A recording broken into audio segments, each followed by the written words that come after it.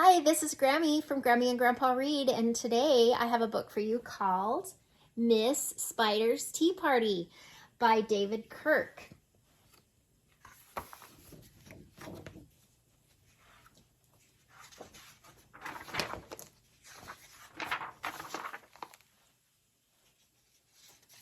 And the paintings are also done by David Kirk. Okay. One lonely spider sipped her tea. While gazing at the sky, she watched the insects on the leaves, and many flying by. If I had friends like these, she sighed, who'd stay a while with me, I'd sit them down on silken chairs and serve them cakes and tea. Two timid beetles, Ike and May, crept from the woodwork that same day, but Miss Spider begged, please stay. They shrieked, oh no, and dashed away. Three fireflies flew inside that night, their spirits high, their tails alight. They spied the web and shrieked in fear, we'd better get away from here. The little trio did not feel they'd care to be a spider's mill. Four bumblebees buzzed by outside. Please come have tea, Miss Spider cried. The four ignored her swaying there. She waved a tea towel in the air. She took a cup and tapped the glass. Then one bee spoke to her at last. We would be fools to take your tea with anyone so spidery. Within the shadows of the room, just peeking from behind the broom, five grinning faces bobbed and peered. Miss Spider smiled, her heart was cheered. Descending for a closer look, she danced into the gloomy nook, but sadly found those jolly mugs belonged, alas, to rubber bugs.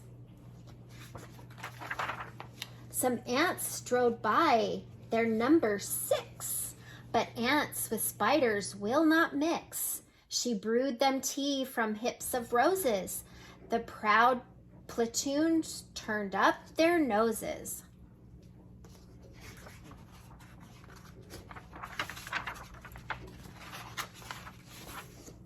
One bouquet concealed its prize of 7 dainty butterflies. Miss Spider, watching them from the wall, was not aware of them at all.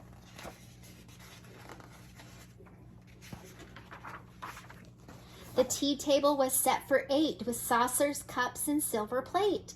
The cakes were fresh, the service gleamed, yet no one would arrive, it seemed. Her company in no demand, left her a cup for every hand.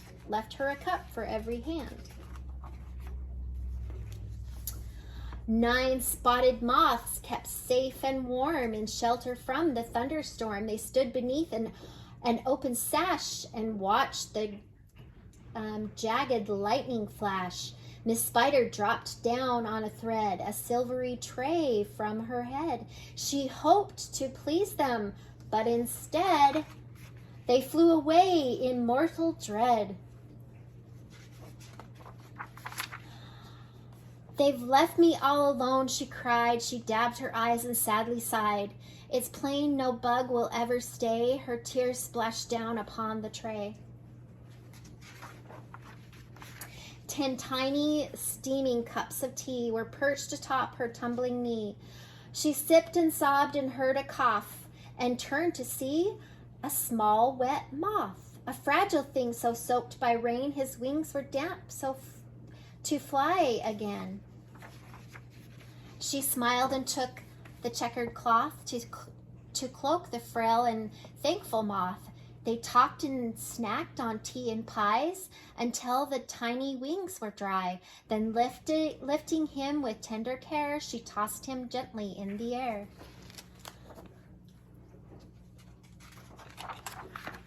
The moth told Ike, and Ike told May, who told and who went from bug to say, there's no reason for alarm. She's never meant us any harm. So later on that afternoon, assembled in the dining room, 11 insects came to tea to share Miss Spider's courtesy. 12 tender violets in a vase presented to Miss Spider's place. Set by her chair so neatly spun, she munched the blossoms one by one. Her friends were glad to watch her feast upon the floral centerpiece. It was a great relief to see she ate just flowers and drank just tea. Miss Spider's reputation grew. Before long, our hostess knew each bug who crawled or hopped or flew, and all their lovely children too. Oh, see, she was a nice spider. She wasn't a spider that ate bugs, because there are spiders that eat bugs. But she just wanted to have friends that were bugs. I hope you like the story and subscribe to our channel.